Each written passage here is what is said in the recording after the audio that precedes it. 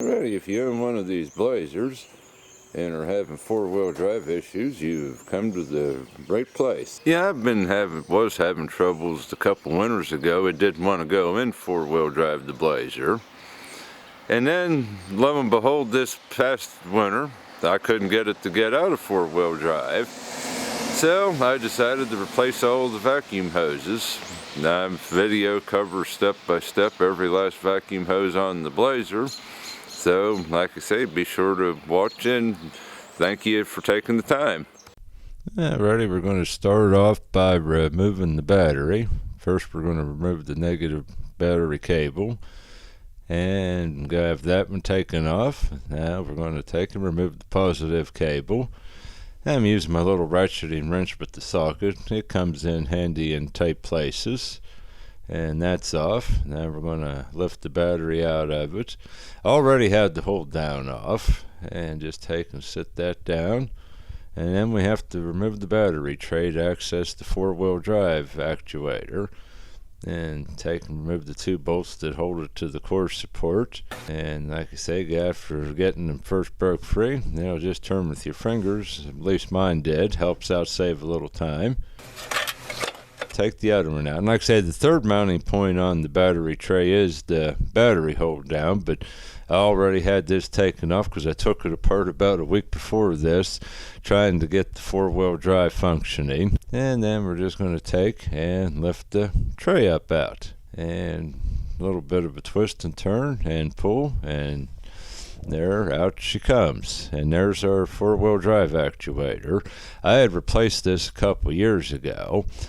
I don't think this is my problem. It's just vacuum lines and four-wheel drive, that transfer case switch, and I figured this is a good excuse. I've patched these lines up before to put all new ones on. And we're starting to follow the routing of the vacuum line up beside the engine. This is one reason I put this off. There was one place I had patched it before. It was already apart.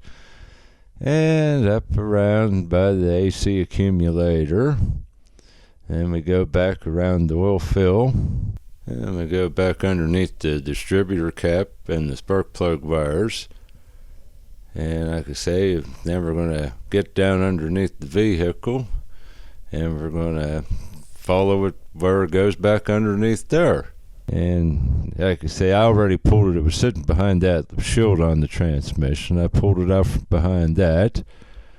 Like I say, it's a little tricky to get the light on underneath the vehicle. And there I pulled it down from over the transmission. Now we're pulling it back over the rear cross member. And now it sits up over the transfer case. Is where it routes up over. And there it goes into the vacuum switch that's on the transfer case switch, and there it's unplugged, and there's three vacuum lines to go into it. Alrighty, I unplugged the one I just removed, the hose, and we're going to take it the whole way up from underneath the vehicle. And like I say, I bought probably about 20 foot of 3/16 inch vacuum hose.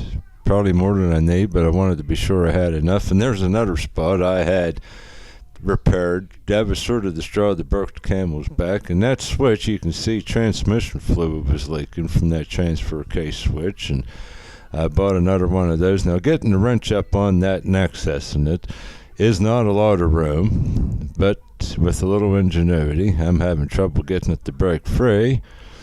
But finally, once you initially get it to break free, other than about the first half a turn, it will just turn out then with your fingers, which is good. Probably if you got in a real pinch, you could pull the front drive shaft off for more room, but luckily I didn't have to. Not the end of the world, but an extra time, and there's the switch. And you can see it's got a little tab. It'll only the vacuum hoses will plug in one way. And I marked with little dots, 1 dot, 2 dots, and 3 dots, not to mix the vacuum hoses up. And then I numbered the vacuum hoses. I couldn't get the numbers to right on that plug-in, so I just used the dot to coincide with the numbers and unplugged that. And like I say, and there's our little tab on it. Like I say, it'll only plug in one way, the vacuum. And then we're going to unhook the rest of the vacuum lines and get out of our way completely. And there's more. You can see the transmission fluid was leaking from it. Okay, then the one I marked number 2 goes into this Y connector. And it's actually a vent hose, not per se a vacuum line, but I'm going to change it anyhow. Unhook them all here from this Y and take the Y out of the last one.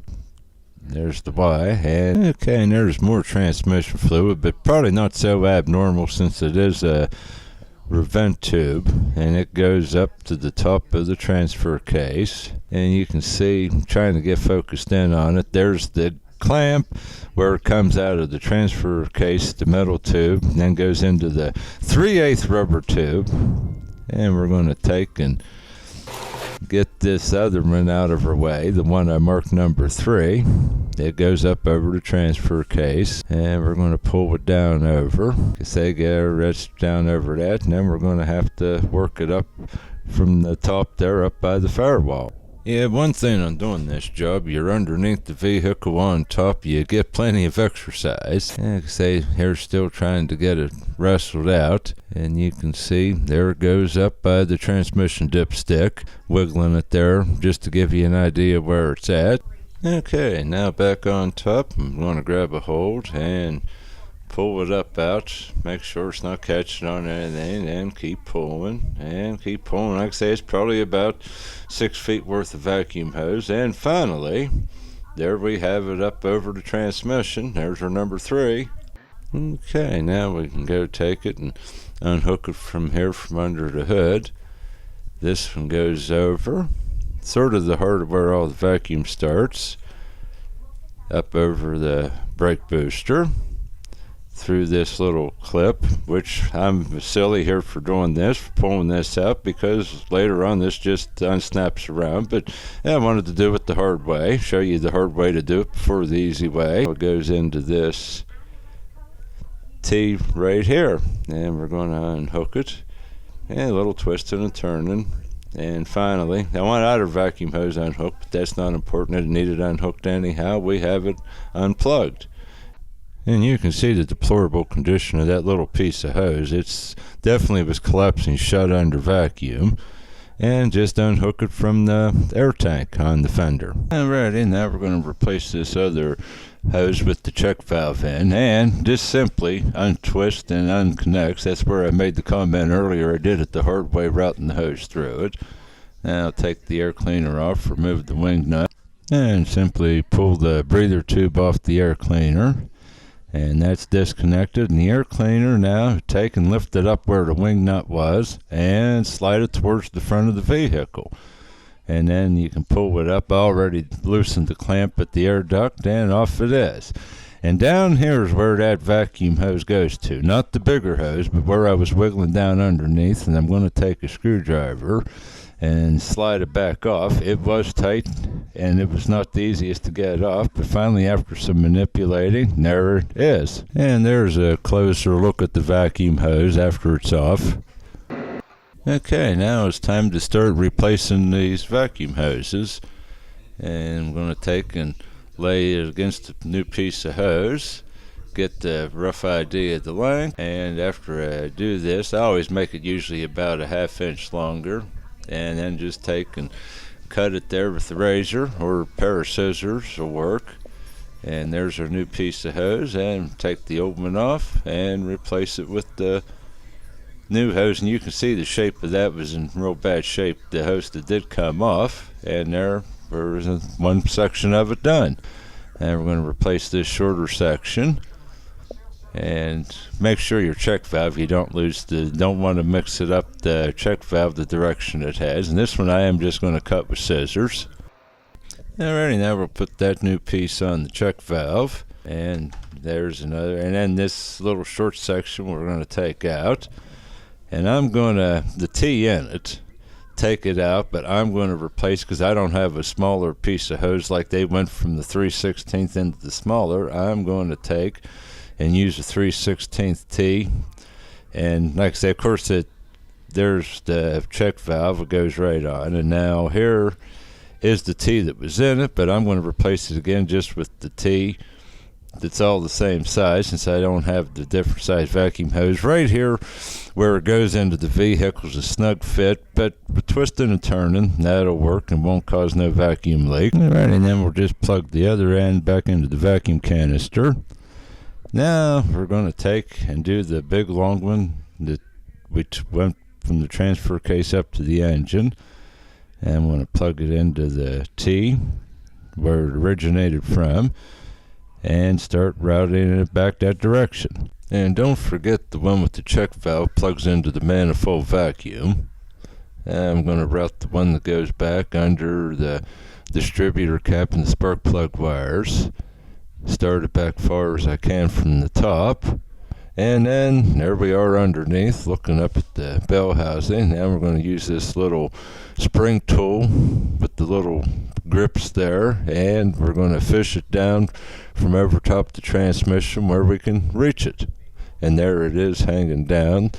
I'm going to cut it to the proper length after it's in position so to make sure it's long enough. Alrighty, now I'm going to take it. Don't belong on the outside of the frame. Route it a little different than the factory did. I'm going to route it back over the rear cross member, get it out of the way, and then I'm going to take and fish it up over the fuel lines to hold it in place and get it around those. The biggest thing on this is just so it don't get caught in anything, or like up towards the engine so nothing melts. And there it is up in place, and you can see it's riding up on top of the transmission, well out of the way. Now I'm going to replace this one that comes off the front axle actuator, the vacuum actuator, and get rid of the small hose off the end of it. And this does go into a 5/16 hose. And I couldn't pull it off easy, but you can on an old hose. Just split it with the razor, and it easily peels right off. And there's our fitting. There's the new piece of hose, and I'm going to cut it with the utility knife. Scissors don't work on the bigger hose, but that smaller stuff like the 3/16 it does. Then just plug the vacuum hose into the adapter, and we're going to fish this down and plug it back into the four-wheel drive actuator. Get it down below the cable and fish it down underneath of it. And it's sort of hard to hook back up. It pushes up towards the top of it. And with, again, some fighting and twisting and turning, there it is. And then we're going to route it underneath the cable, bring it up out. And up here, there's potential, if you're not cautious where you're running, to get against the exhaust manifold. And that would be end it real quick. And I'm going to, like I say, pull it all through. Alrighty, now here's our vacuum hose all coiled up. I'm routing it around under some vacuum hoses and wires under the hood. Again, just keep it out of the way of the manifold. And now I'm going to take and run it down underneath the spark plug wires at the distributor cap. Start fishing it down through. And lo and behold, when we get down underneath, it landed right on the exhaust. We can't have that, but I didn't need the tool to get it pulled out either. Alrighty, now we're going to route it behind this shield on the side of the transmission is where it was located when I fished it through. And you can see it coming down over the transmission. And we're going to take on this and run it up over the transfer case to the other side. Since again, it does start on the right side of the vehicle. And then I'm going to use the fuel lines again. Alrighty, there, and that's the one we marked number 1 that goes to the front axle actuator. And now we're going to take and work on this, the vent tube that come off the transfer case that's hidden up there. You can see it. I'm going to try to get the clamp. It's loose enough you can turn it around to different positions. See if we can get a pair of needle nose pliers on it. And like I say, it's pretty tight clearances. And no needle nose will fit, but luckily it did just pull off. And there it is off the vehicle. Another one of those that goes from the 5/16 down to the quarter inch hose on this one. And split it, take the old end off, make it easy since we're replacing it anyhow. And same on the other hose using the razor. And there, that's nice and apart. Measure out our new piece of hose and cut it to the little bit long. Always, like I say, you can deal with longer, but you can stretch it once it's in place real handy. Then install that back in that adapter. Alrighty, now we're going to put the 3/8 inch hose, 5/16 on that, and then cut it to the proper length. It's on this vent tube on the transfer case. And instead of using that other clamp they used, I'm going to use a regular hose clamp. This way you can at least get to it to tighten it and fish it up in place. And again, not the most pleasant. And we got it up in there, sliding it on. And now we're going to take our little thumb wheel ratcheting device bought at Harbor Freight, and we're going to tighten it up, and problem solved. And now we're going to reinstall this Y into the vent hose to come down off of the transfer case.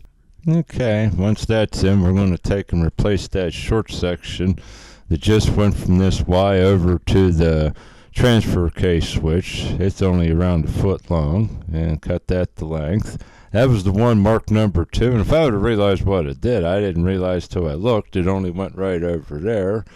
No big deal. And now we're going to slide that on. And we're going to, after this, there's one more vent tube to hook into this, and that goes up to the top of the engine by the dipstick. Okay, there it is off. I'm going to stretch it out the length and measure the new hose, get the idea how long. And I'm going to pull the vent cap off. That actually slid right out, but the other end here, we're going to have to split it and do as before to get it off with using the razor blade. Okay, now we're ready to put the new hose on the adapter. Like I say, this replacing these vent tubes maybe is overkill, but since I'm going through the vacuum hoses and it's always at the same place, I felt it was a good idea, and they're all the same age. And now I'm going to trim it and put the vent cap back in the end of the hose. Hey, I decided it was a little loose fit because it is actually 5/16 hose, but I'm using a piece of 3/8. That's all I had, so I'm recycling the clamp that was from the vent tube underneath, and it fits nice and snug now. Going to route it down beside the transmission dipstick tube. Was going to use my little jaw tool to pull it down, but I reached my hand up in with the tool attached to it, got it pulled down in place. But whatever it takes in these old cars. Okay, now we're going to route it up over the transmission and shove it over the top. And I went to do that and it fell down out. So now I'm going to wire tie the vent tube to the transmission dipstick. Now, there it is in place, routed up over the transmission, ready to be hooked back into the Y. And now I'm going to install the transfer case switch again. Lightly coat the O-ring with some oil, and that's coated. Now we're going to take and start it in finger tight. Like I say, it's not too easy to access, but I got the camera, you can see it going into position. And I'm going to end up tightening it with an open end wrench instead of using the closed end. It was too tight bringing it out to have success with the open end, but going in, it's have more clearance, you can access it, but it's still, you get about a half a turn at a time. Luckily, you can get it about 80% turned in with your fingers and finish tightening that up, and we're going to go next and get ready to hook up more vacuum hoses. Alrighty, there's our Y. And we're going to take and hook the other hose here onto it that goes into the transfer case switch. Basically, the Y covers all your vent tubes, the one up to the dipstick tube and the one to the transfer case, and it's the one we marked number 2 taken off, and it's the only 1/4 inch hose that's on it. The other two are 3/16. And the one that we're going to do here next to number 1, that is the vacuum hose that comes off the front axle actuator that's down underneath the battery tray. And then the last one to hook up is the one that feeds the vacuum to it from the manifold vacuum off the blazer. And that's the one we marked number 3. And I'm going to trim that one. When I did the ones underneath, I rolled them back under. I left extra hose just in case. You can again trim them, but you can't really get too much out of stretching. And on the number 1, I just had enough, but that one I did trim a couple inches off. And then we're going to plug this back into our transfer case switch. And remember, it only plugs in one way. That's tab on the switch and the hole in the where it plugs into. Alrighty, now time to put our air cleaner back on. First going to put it in the rubber duct work, and then we're going to do the deal, slide it up under the lip on the throttle body, right down in place, and then we're going to reinstall the wing nut. Pretty much cut and dry on doing this on one of these blazers and the breather tube. And last but least, we're going to tighten up the clamp at the duct work. Alrighty, now after all of this, just a little clamp we have to, that like little plastic wire tie, put around the vacuum hoses back at the brake booster. And soon we're getting to the moment of truth on this job. There, that's back in place. Set our battery tray back in. Little twisting and turning, and once it falls right down in the stud where the battery hold down is, then you can just install the two front bolts again, and we'll be putting our battery back in. Install the positive cable first, and then the negative cable. Alrighty, once these are all tightened up, we can start it up and see what it's going to do. It was a lot of work. Maybe it took us Saturday. I started probably about 10 o'clock in the morning and finished 5 in the evening, but let's see here soon if it was all worth the effort. Okay, we're starting in 2-wheel drive, and when you put it in 4-wheel drive, that front actuator pushes in, and there it pushes in just like it should. And then when you take it out of 4-wheel drive, put it back in 2, it releases, and I would say that is successful. No real delay in it.